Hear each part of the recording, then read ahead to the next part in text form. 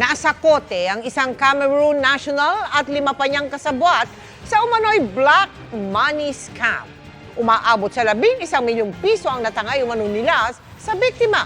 Ang kanilang modus, eksklusibong tinutukan ni Marisol Abduraman. Inaresto ang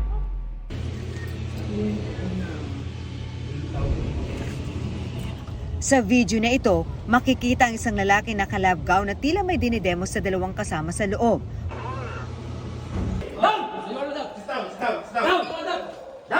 Maya-maya pa, inaresto ang lalaki na si Andy Emmanuel Tochuamo, isang Cameroon national. Ayon sa CIDG-NCR, gumagawa siya ng mga black money gamit ang kemikal ng arestuhin. Nagpanggap daw na foreign investor ang suspect at kanyang mga kasama sa isang construction firm sa bansa. Nakatransaksyon niya ang marketing manager ng isang construction firm na sinabihan nilang bago sila mag-invest, kailangan daw muna magbigay ng biktima ng 10 milyong piso. Para po dun sa gagawin nilang, sinabi nilang decoding process. Magpapakita sila ng dollar, a real one, $100 at that.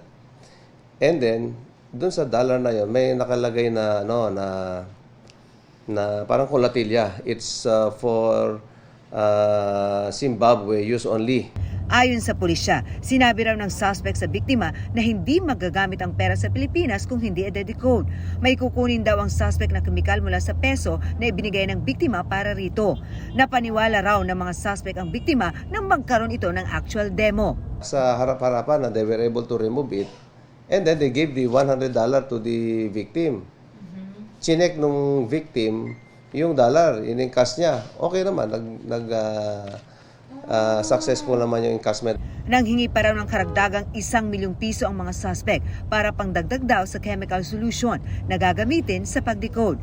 Sa kabuuan, mahigit 11 milyong piso ang nakuha ng mga suspect sa biktima na aminadong naging sunod-sunuran sa mga suspect. Nakuha raw ng mga suspect ang loob ng biktima dahil makailang beses raw silang nagkasama. Dumalo pa nga raw ang mga ito sa Christmas party ng kumpanya. Puro bukang bibig nila is Diyos. Tinuring po namin pamilya. Actually, lahat po ng parties invited. Maring itinanggi ng suspect ang mga paratang. No, I'm not involved. Don't know nothing about that, ma'am. Why are you here in the Philippines, sir? I'm working. You're working as what?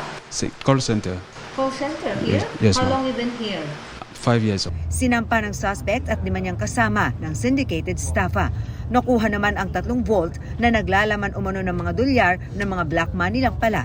Ito sana yung kapalit doon sa 10M. 10M nila, yes. Para sa GMA Integrated News, Marisol Abduraman. Nakatuto, 24 oras.